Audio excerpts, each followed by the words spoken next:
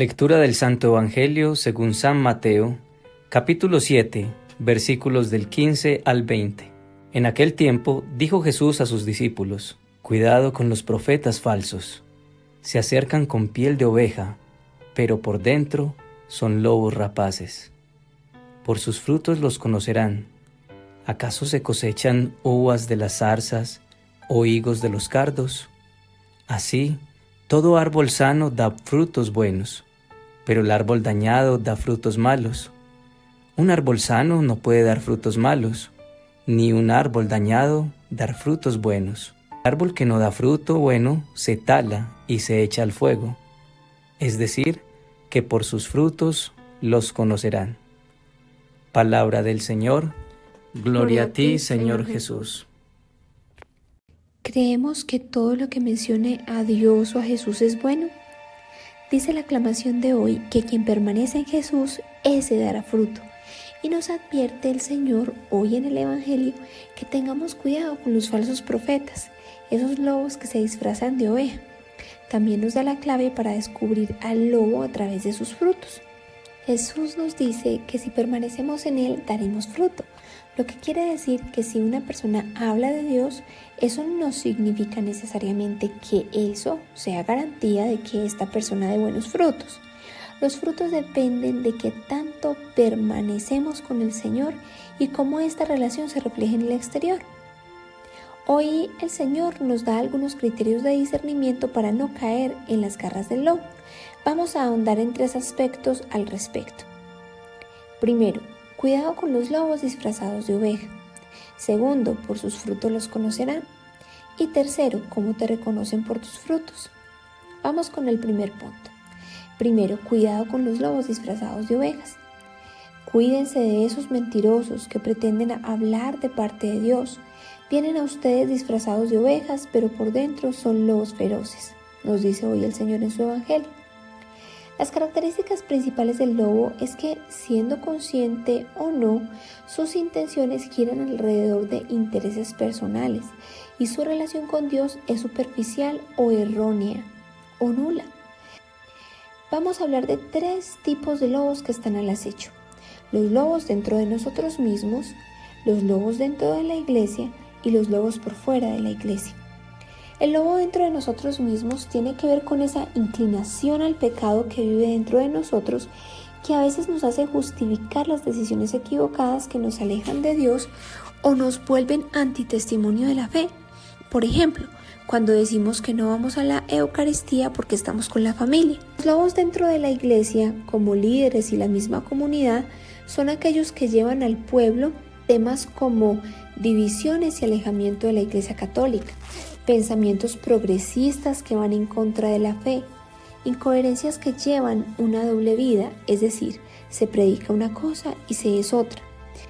Pablo, en la carta a los Romanos, capítulo 16, versículo 17 al 18, nos dice lo siguiente: Hermanos, les ruego que se fijen en los que causan divisiones y ponen tropiezos en contra de la enseñanza que ustedes recibieron.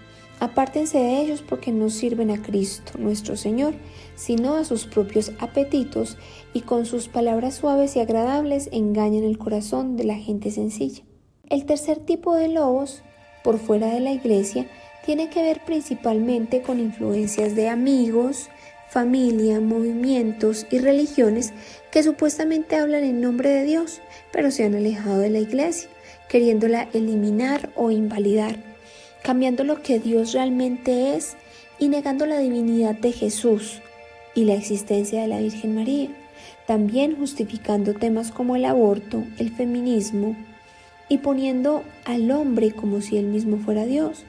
Cuando una mujer entra a un espacio de lectura de cartas, médiums, canalizadores, adivinadores, donde ven imágenes de la Virgen o de Jesús, y estas personas que realizan estas prácticas dicen trabajar en nombre de Dios, pero no sabemos realmente qué ente espiritual está dirigiendo esos esfuerzos y con qué fin a costa nuestra. Por eso es muy importante para los católicos conocer realmente qué es lo que pide Dios de nosotros en nuestra fe, puesto que si no lo sabemos, vamos a ser presa fácil de estos movimientos que no parecen con malas intenciones, pero que pueden causar más daño del que pensamos. Era una mujer separada hacía 2 años, vivía con su hijo de 9. Asistía a misa los domingos y en semana trabajaba todo el día. En la noche ayudaba a su hijo con las tareas y los fines de semana trataba de pasar tiempo con su mamá. Se sentía cansada y a veces se sentía mal con ella misma por el fracaso de su matrimonio. En el fondo se culpaba a sí misma y a veces culpaba a su ex esposo. Cierto día, una amiga de la oficina la invita a unas clases de meditación. Le dice que esto le ayudaría mucho a mejorar su estado de ánimo. Su fe era por tradición. Ella no tenía conocimiento que estos tipos de prácticas hacen parte de la nueva era y que al final terminan haciéndonos negar a Jesús o nos dan una imagen distorsionada de Él. Paula accedió.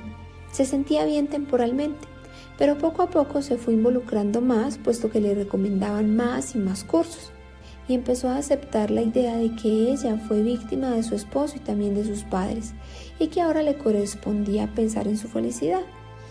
Empezó a alejarse de la fe católica. Le gustó el mensaje de encontrar la paz, la prosperidad y el amor sin mayor esfuerzo. Le gustó pensar que Dios está al servicio de ella y de pedir todo lo que ella quiera. Todo esto la tenía cautivada. Un día empezó otro curso que cambiaría su vida. Allí se suponía que ese curso había sido diseñado por el mismo Jesús que supuestamente le habló a la mujer que lo escribió. De hecho, en un principio hablaba mucho de la Biblia, lo que cautivó a Paula, puesto que ella era católica y creía en Dios. En la mitad del curso se le dijo que María había tenido 2 hijos y que Jesús era el hijo rebelde. En ese momento sintió que algo no le cuadraba. Aunque el curso le costó mucho dinero, decidió dejarlo iniciado. Empezó a tener sueños muy fuertes y terribles, y una sensación permanente de vacío y ansiedad la invadió. Un día fue invitada a la primera comunión de un amiguito de su hijo. Hacía 1 año no entraba en una iglesia. Allí el evangelio ese día dijo: cuídense de esos mentirosos que pretenden hablar de parte de Dios y vienen a ustedes disfrazados de ovejas, pero por dentro son lobos feroces. De inmediato se le vino a la cabeza el curso que no fue capaz de terminar. Paula no creía en las coincidencias y al final de la misa abordó al sacerdote. Le contó lo que había venido sintiendo y le comentó acerca del curso que había dejado iniciado. El sacerdote le explicó sobre la nueva era y los efectos negativos espirituales que esto puede tener sobre las personas. Luego ella le comentó sobre su sentimiento de vacío y ansiedad que había empezado a tener con mucha fuerza. Hablaron bastante rato sobre el tema y el padre concluyó diciéndole lo siguiente: hay mucho lobo afuera que se presenta vestido de oveja. Lo que te ocurrió no es casualidad. Dios te está llamando de vuelta. Afuera hay muchas filosofías que te atraen con cosas que pueden sonar atractivas y fáciles para ti, pero ten cuidado, porque esto puede tener implicaciones delicadas para tu vida. Poco a poco y sin que te des cuenta te van alejando de Dios. La verdadera libertad no se encuentra en no tener problemas y en que todo se resuelva. La verdadera libertad está en aprender a llevar tu cruz cada día con gratitud y amor, así como Jesús lo hizo. Estas filosofías le dicen al hombre que Él es Dios. Ten cuidado. Paula le dijo que había muchas cosas que ella no sabía y que era vital que muchas personas lo supieran, puesto que hay muchos católicos haciendo prácticas de meditación, espiritismo, agüeros, ocultismo, lecturas de cartas, tarot, brujería. Al final, Paula se confesó con el sacerdote. Segundo, por sus frutos los conocerán. Ustedes los pueden reconocer por sus acciones, pues no se cosechan uvas de los espinos ni higos de los cardos. Así todo árbol bueno da fruto bueno, pero el árbol malo da fruto malo. Y esto no quiere decir que una persona que sirva al Señor no se pueda equivocar. Jesús en su palabra dice que Él es la vid y que si una de sus ramas da uvas, la poda y la limpia para que dé más. A veces es difícil distinguir en nosotros mismos y en los demás la calidad de nuestras intenciones al hacer las cosas. Podríamos decir que estamos haciendo algo para servir al Señor, pero realmente en el fondo lo estamos haciendo para recibir la gloria del mundo. Entonces aquí aparece una palabra que se llama discernimiento, para saber distinguir nuestras intenciones y las de los demás. Necesitamos la guía de Dios a través del Espíritu Santo. A veces nuestra experiencia y forma de pensar o suponer nos engaña. Recordemos que Dios es más grande y ve más de lo que nosotros vemos. Él sabe aún más de lo que nosotros sabemos de nuestros propios pensamientos y sentimientos. Entonces a Él debemos pedir la guía para discernir nuestras propias intenciones y las de los demás. Bueno, ¿y cómo saber si el fruto es bueno o es malo? Jesús nos quiere decir que los frutos hablan por las personas tal vez mucho más de lo que sus palabras hablan o sus hechos. Una persona puede predicar la palabra, pero aún no estar convertido a ella. Por fuera se ve el hombre nuevo, pero por dentro sigue reinando el hombre viejo, ese que busca su propio beneficio. El amor de verdad es el que prevalece al final. ¿Y cuáles son los frutos del amor? Según Pablo, en la misma carta dice: tener amor es saber soportar, ser bondadosos, no tener envidia ni ser presumido, ni orgulloso, ni grosero, ni egoísta. Marlene era una mujer viuda con 2 hijos. Permanecía gran parte del tiempo en la iglesia rezando y sirviendo. Quien más servía, y a veces presumía de ello. Cierto día ve a una vecina llamada Nelly que decide ayudar al igual que ella, pero Marlene se sentía amenazada y no le gustaba que la vecina estuviera allí. De hecho, sintió que estaba siendo muy activa, mucho más que ella. Empezó a sentir envidia. También a veces le enviaba comentarios sarcásticos para reprocharle o verle defectos a todo lo que hacía.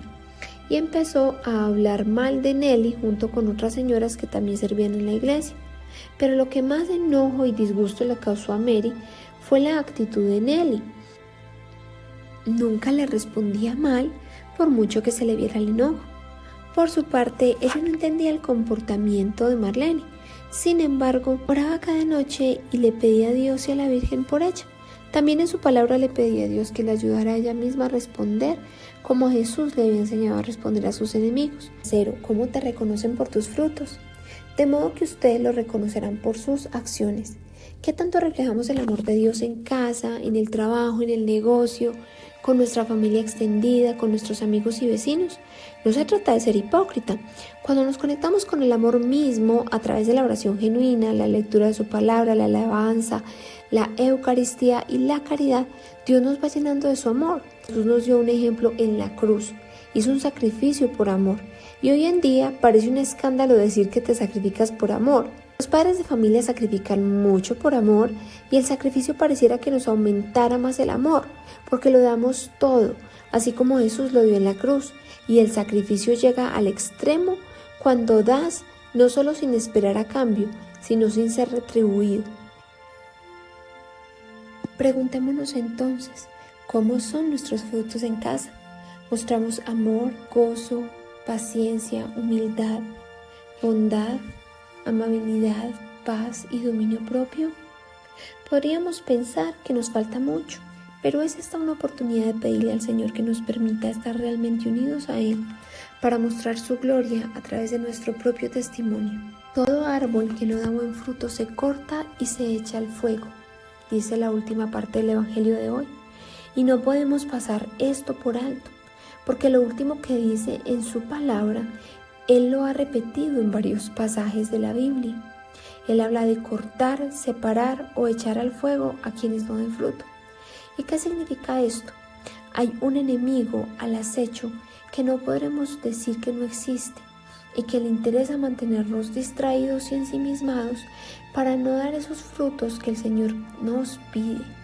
Sandra pensaba que no se podía equivocar nunca, pues su familia cada rato le recriminaba: usted no es pues muy católica y ese mal genio que tiene.